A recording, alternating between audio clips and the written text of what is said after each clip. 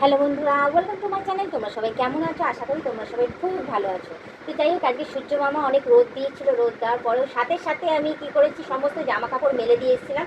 তার মধ্যে এই দুখানা এই প্যান্ট মাম্মামের, যেটা কোমরের সাইডটা এখনো পর্যন্ত ভিজা রয়েছে, সেটা শুকায়নি। তারপর ভাবলাম যে যা গিয়ে শুকায়নি তো কী আছে, ঘরের মধ্যেই মেলে দিয়ে হাওয়াতে এমনিতেই শুকিয়ে যাবে সমস্তটাই। আর এদিকে দেখো কত কাঁচা ধোয়া করেছি, এগুলো সমস্তটাই শুকিয়ে গেছে। এগুলো সব আমি একে একে ভাঁজ করে করে রেখে দিই। আর এদিকে দেখো রাখার জায়গা দেখিয়ে দিতে হবে। এই দেখো এইখানে আমি আমার আর মাম্মামের জামা কাপড় সাজিয়ে রেখে, আর ওই পাশটাতে তোমার দাদার জামা কাপড় থাকে। ঠিক আছে, তো যাই হোক, তোমার দাদার জামা কাপড় সেরকম ছিল না, এই একটাই গেঞ্জি ছিল। সবসময় ওর অবজেকশন থাকে, ওর নাকি জামা কাপড় আমি কাচি না, পরবে তো ওই একটাই ডেলি। এত জামা কাপড় রয়েছে তারপরেও পরবে ওই একটাই। তো যাই হোক, ওই একটা ড্রেসই আপাতত আমি গরমকালে, যেহেতু গেঞ্জিটাই বেশি পরে, হাফ হাতা গেঞ্জিটা, সেটা আমি সঙ্গে সঙ্গে কেচে নিচ্ছি। না হলে তো গায়ের থেকে জামা কাপড় না বানানো একদমই যায় না। ঠিক আছে, তো দেখেছি ফাঁকা আছে, আর একটা গেঞ্জি বের করে দিচ্ছি, ওটা পরছি। সাথে সাথে এটা কেচে দিলাম, কেচে দিয়ে শুকিয়ে গেছে। যাক, ভালোই হয়েছে। অ্যাটলিস্ট যখন খুঁজবে ওখানেই রেখে দেবো, সাথে সাথে পরে নিতে পারবে। তো চলো, এই জামা কাপড়গুলোকে আমি এদিকে ভাঁজ করে করে এখানে রাখি। একেবারে উঠবো, উঠে ওপরে টানিয়ে দেবো, ব্যাস ভালোই হবে। তো দেখো, দেখতেই পাচ্ছ যে আমার একটা মাত্র ঘর আর একটা মাত্র আমার জামা কাপড় রাখার জায়গা ডেলি ইউজে।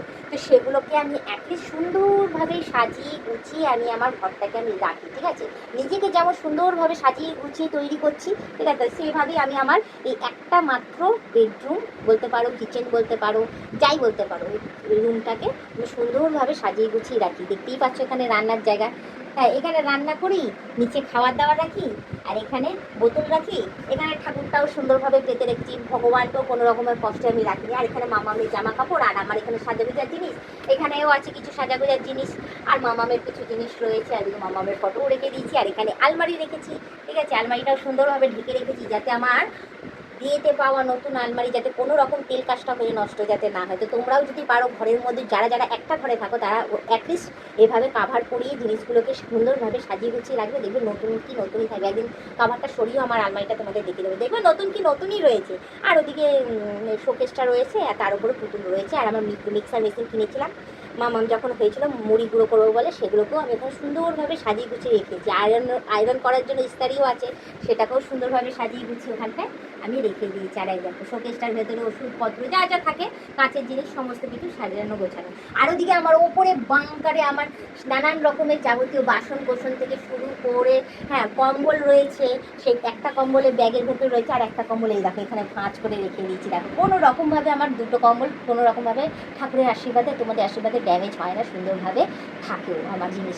আর পুরো পরিষ্কারই, যখনই নামাবে তখনই জিনিস পরিষ্কারই পাবে। তো যাই হোক, এই একটা ঘরকে আমি এভাবে পরিষ্কার করে সুন্দরভাবে সাজিয়ে গুছিয়ে, সেখানে নিজেকেও সাজিয়ে গুছিয়ে আর নিজের পরিবারকেও সুন্দরভাবে সাজিয়ে গুছিয়ে আমি রাখিও, এবং সুন্দরভাবে চলো। কোনো রকম কোনো তাদের স্কিন প্রবলেম নেই, তাদের কোনো রোগ ব্যাধিও নেই। তারা এভাবে সুন্দরভাবে একদম হেলদি খাবার খেয়ে খেয়ে হেলদি থাকে তারা। ঠিক আছে, তোমরা বলো না আমি এত কাজ কেন, এই পরিষ্কার করি কেন, ওই পরিষ্কার করি কেন, আমি দেখাই না, আমি দেখাই কাজের ভিডিওর জন্য কাজ করি, সরি, এইটা তোমরা অনেকে বলো কি না গো, আমি ভিডিওর জন্য কাজ করি না। অ্যাটলিস্ট আমার এটা রোজের কাজ থাকেই। এবার তার মধ্যে হয়তো এক্সট্রাঅর্ডিনারি ভিডিও করতে লাগবে, ওর জন্য সময় পাই না। ওই জন্য ভাবি যে যাকে কাজকর্ম যখন করছি, ওর সাথে সাথে একটুখানি ওই যেইগুলো করছি সেগুলোই তুলে ধরি। অরিজিনালি অ্যাটলিস্ট কাজ করি, দেখানোর জন্য করি না। ঠিক আছে, তোমরা যদি মনে করো যে আমাকে অরিজিনালি দেখবে, যে দেখি বৌদি কাজ করছে কি না করছে না, বলেও তোমাদের ঠিকানা দিয়ে দিচ্ছি, তোমরা এসে দেখতে পারবে। এসে দেখবে আমি কাজ করছি, হয় উঠান ঝাড় দিচ্ছি, নয় ছাদ দিচ্ছি, নয় কাপড় কাচছি, নয় বাসন মাজছি, এইসবই করছি, হয় রান্না করছি, নয় বিছানা গুছাচ্ছি। বিছানা তো আমার সারাদিনে 6 থেকে 7 বার আমি বিছানা গুছাই। ঠিক আছে, এবার ঘর পুজবো 5 থেকে 6 বার, কারণ গরম পড়েছে, মেঝেটা গরম হয়ে যায়। আর আমার তো অভ্যাস আছেই, মাটিতে হয়তো শুয়ে পড়লাম মেঝের মধ্যে, কারণ বিছানায় ঘুমানো যায় না। সে অ্যাটলিস্ট যেই যাই বলুক না কেন, তোমরাও খুব ভালো মতনই জানো যে গরমকালে বিছানায় শোয়া যায় না, কত কষ্ট, কত গরম হয়ে যায়। তো যার জন্য নিচটা আমি পুছে পাচ্ছে পরিষ্কার করে রাখি। আমার যখন ইচ্ছা হয় আমি নিচের মধ্যে ফ্যানটা চালিয়ে শুয়ে পড়লাম। তো যাই হোক, এবার আমি একটু বেশি বক্তৃতা দিয়ে দিয়েছি, একটু বেশি বলে ফেলেছি, আমি জানি তোমাদের হজম হবে না, তো সরি, কিছু মনে করো না।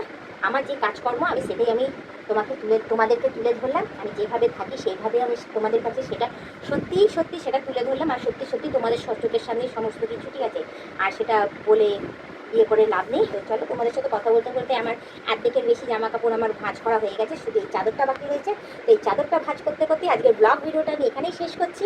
আবার অন্যদিন অন্য কোনো সময় আমি ব্লগ ভিডিও নিয়ে হাজির হয়ে যাবো। আজকের মতো টাটা, বাই বাই।